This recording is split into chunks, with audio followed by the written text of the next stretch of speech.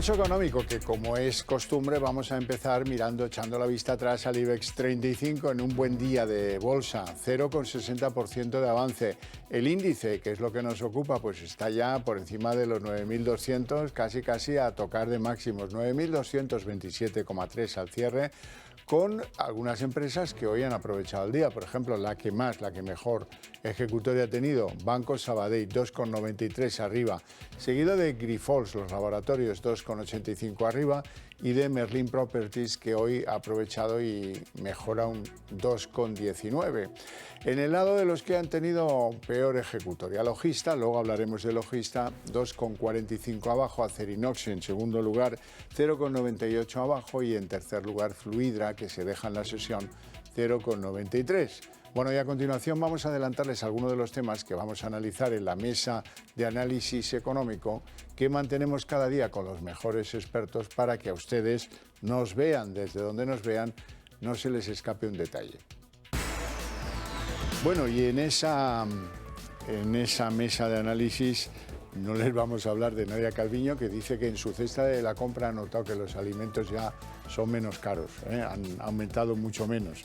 Les vamos a hablar de otras cosas, un poco más tristes, lamentablemente. En primer lugar, las familias de España y Portugal sufren la mayor caída de la renta disponible de toda la OCDE desde 2019. Ese es un dato que viene a contrarrestar las bondades en materia económica del gobierno de Pedro Sánchez. Y en segundo lugar, cuando eres un banco global te afectan cosas que a otros no. Es el caso del BBVA. El terremoto en Turquía está golpeando a una de sus inversiones estrella, su filial, el Banco Garanti turco. Se han dejado un 6,57% en bolsa después de que en ese país se haya desencadenado una verdadera tragedia humana sin precedentes recientes. Hoy van ya por 11.700 muertes. Es verdad que algunos son muertos en Siria, el vecino país, que también pues se ha visto afectado por estos terremotos. Bueno, y a continuación les voy a presentar a nuestros invitados en el día de hoy. Don Antonio Banda, CEO de Phil Capital. Muy buenas tardes. Hola, buenas tardes. ¿Todo bien? Sí, todo en marcha. Me alegro mucho. Don Luis Ruiz, muy buenas tardes. Analista de CMC Markets. ¿Todo bien, Luis? Fenomenal, encantado de estar aquí. Bueno, vamos a empezar con el día de bolsa. El IBEX parece que está volviendo a tantear máximos. Está en 9.227,3. ¿Cómo ha visto la sesión? Bueno, yo creo que animada al final porque después de las noticias del terremoto del lunes, ayer tuvimos un día bastante complicado. Sin embargo, el volumen a los mercados ha vuelto y yo creo que los datos de expectativas económicas, y ya empezamos a ver un mayor número de resultados empresariales de cierre del año 2022, y todo parece que está encaminado además a una expectativa de mejores resultados de lo que se esperaba, ¿no? Y eso yo creo que está acompañando a que hayamos tocado ya el suelo pues a finales del año pasado y que llevemos todo el mes de enero y febrero pues al alza, sí, con expectativas de que este año sea un año bueno de bolsa. Hablaremos luego de los fondos y de que están rozando máximos. Don Luis, ¿cómo ha visto la sesión? Bueno, una sesión bastante tranquila, ¿no? Un 0,60 y con una clara dinámica que se mantiene desde hace bastante tiempo, y es que los bancos continúan llevando el índice hacia arriba. Fíjate, estás hablando de resultados empresariales, ya la semana que viene empieza ya Repsol, en las empresas energéticas, etcétera, y las que han presentado, que han sido los bancos, que es el sector que más está tirando hacia arriba el IBEX 35. En lo que lleva de año, subidas de 20 puntos porcentuales, mientras que el sector energético está parado, ¿no? Luego hay realmente, dentro de la dinámica bursátil, lo que hay es que hay por sectores, hay unos grandes ganadores y otros un poquito que se están quedando atrás. Bueno, vamos con un tema que nos afecta a todos, en definitiva. Las familias de España y Portugal sufren la mayor caída de renta disponible de la OCDE desde 2019. Sí, es un dato, es un ejercicio, realmente lo que ha ocurrido, pues es un estudio que refleja, constata lo que es una realidad. Y el estudio más o menos abarca desde el periodo 2019 hasta el último trimestre del del año pasado. Y esto, pues al final, lo que refleja es que las familias españolas, España no ha sido capaz de crear la riqueza suficiente para que la renta aumente, y por otro lado, al tratarse de un ejercicio o un estudio en términos reales, pues lo que está ocurriendo es que la inflación está haciendo una mella muy importante en lo que son la capacidad adquisitiva de las familias. Muy mala noticia en el sentido de que al final la renta pues es un indicador de capacidad y actividad, pues en este sentido, y de capacidad de reposición de la economía, ¿no? Bueno, y no se olviden de que ahí la carga fiscal también es importante, ¿eh? A la hora de determinar la renta disponible, ahí hay un pellizco cada vez más amplio que se lleva Hacienda. Sí, sí, hemos visto que efectivamente, como ha comentado Luis, tenemos una evolución en la que España está todavía lejos de donde estábamos antes de la pandemia. Nuestra recuperación viene marcada porque parece que tenemos datos positivos, pero la realidad de fondo es que no es así, y tenemos claramente a las familias tirando de sus ahorros. Esos ahorros, además, como consecuencia de la inflación, tienen un coste, o sea, el gasto es muy superior, la reposición también, y tenemos un momento en el que difícilmente el español acaba de ver futuro, ¿no? O sea, ve que le sube el coste de los impuestos, pero le sube directamente por la aplicación de la inflación, y encontrarse que paga más, mientras que sus ingresos no suben en la misma medida. Entonces nos encontramos en un entorno difícil de entender por parte de las personas finales que pagan los impuestos, y un entorno que no se acaba de aclarar porque tampoco nos presentan unas soluciones a corto plazo interesantes, ¿no? Bueno, vamos con algún nombre propio, uno difícil de explicar. El caso de Logista es de la última incorporación al IBEX. Hoy se deja en la sesión 2,45 después de comunicar al mercado que su beneficio aumentó un 15,3%, sus ventas un 33% arriba, y de ofrecer un 11% de dividendos. Banda, ¿qué pasa? Sí, yo creo que en general las compañías que se incorporan al índice nuevas, ¿no?, suelen tener un exceso cuando ya hay rumores de que se van a incorporar, y luego en el momento que ya forman parte del índice pues tienen una especie de reajuste que tiene poco que ver con los resultados que ha presentado, ¿no? O sea, los resultados yo creo que están más o menos, quizá un poco por encima de lo que esperaban los analistas, y como lo han presentado los datos y el desarrollo de esos resultados sobre sus principales áreas de negocio parecen que están bastante ajustadas. Sin embargo, el mercado, pues bueno, hoy ha descontado esa entrada, y yo creo que la salida es de aquellos que habían aprovechado un momento de índice, que cuando han visto que han presentado resultados, probablemente habrá una etapa en los próximos meses que no vaya a haber muchas sorpresas y pocas noticias en la compañía. Luis Ruiz. Sí, puede ser el clásico vender con la noticia, ¿no? Ir comprando pues con el rumor, y luego a medida que se van cumpliendo esas buenas noticias, pues bueno, pues se vende. De hecho, hace poco estaba marcando nuevos máximos históricos, y dentro de lo que se llama el argot se rompieron resistencias importantes, ¿no?, que es la zona de 24 euros. Quizás estemos experimentando lo que es un pullback, porque si miramos lo que son los beneficios, las ventas no paran de crecer. Cuando vemos los ratios a nivel fundamental, pues tenemos unos ratios un PER de 15 veces, rentabilidad por dividendo de 5%, y cuando vemos los niveles de salud financiera, pues es una compañía que ha hecho los deberes y tiene una fuerte salud financiera.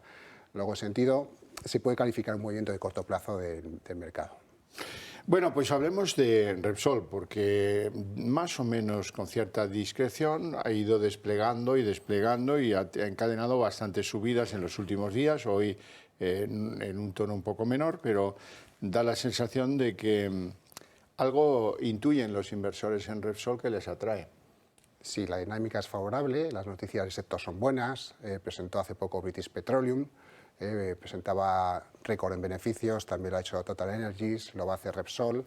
Luego, en principio, es un sector que está dentro de esos sectores, como con la banca, pues bueno, de los que están realmente experimentando muy buen comportamiento. Y encima, cuando hablamos en términos de valoración, pues las valoraciones son bastante atractivas.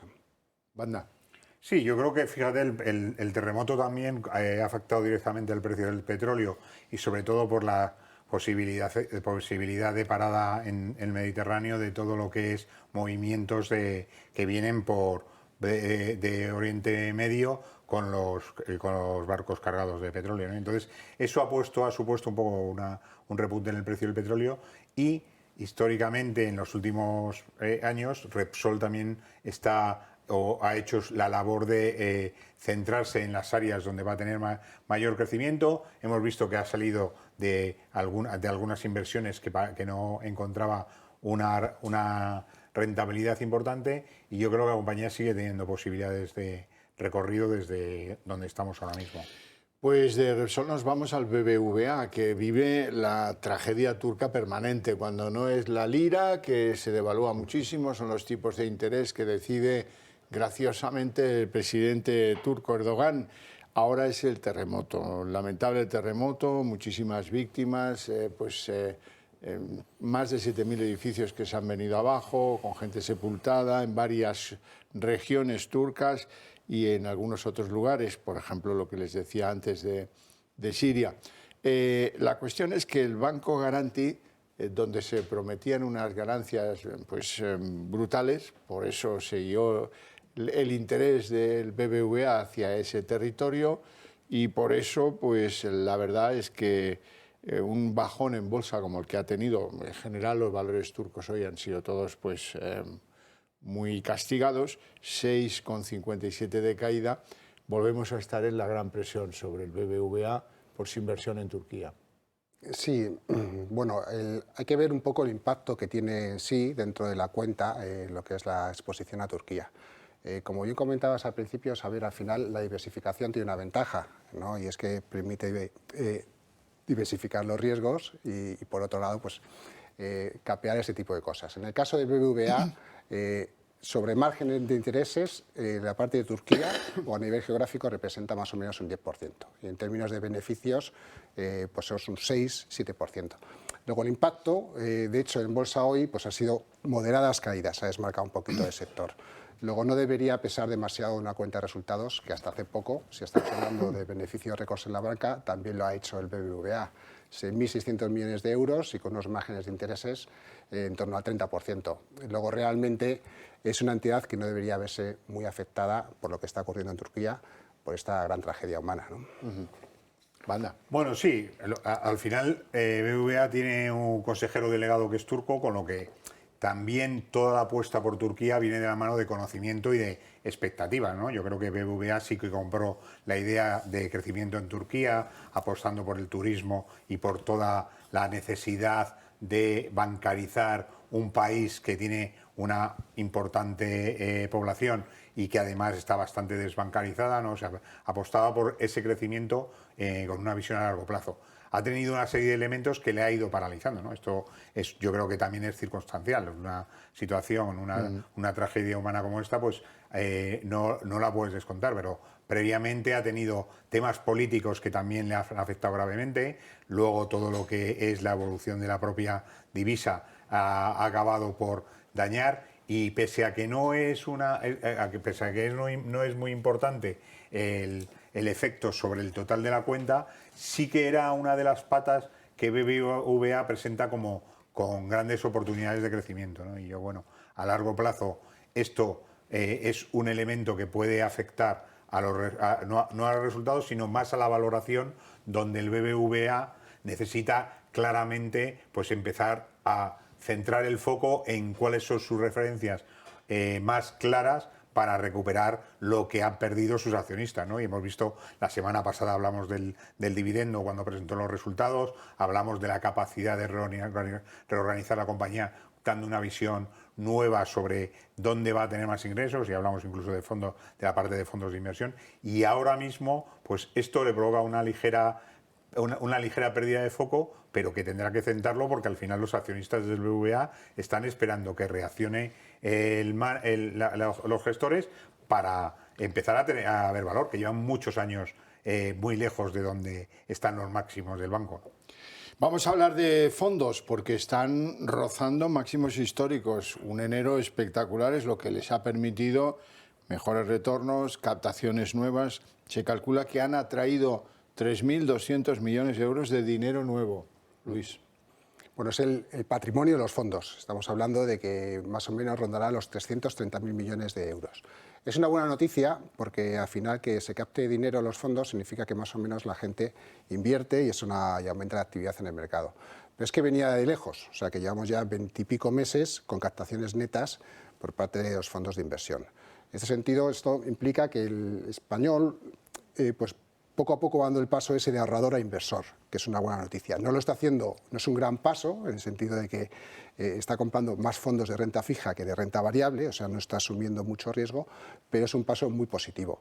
Y luego también, si los comparamos el patrimonio de los fondos con el patrimonio, ¿no? en este caso de depósitos, también nos quedamos muy atrás. O sea que todavía queda mucho camino por recorrer en este paso que está dando un poquito la cultura financiera española y ese paso de ahorrador a inversor. Todo eso pasa en un año 22 que no fue nada propicio en términos de rentabilidad de los fondos. Sí, porque se está aprendiendo, los inversores están aprendiendo y luego hay algunas estrategias que están aplicando, como son las aportaciones periódicas, fondos indexados, etcétera, que esto hace que poco a poco pues vaya cogiendo más volumen lo que es el patrimonio de los fondos. Anda.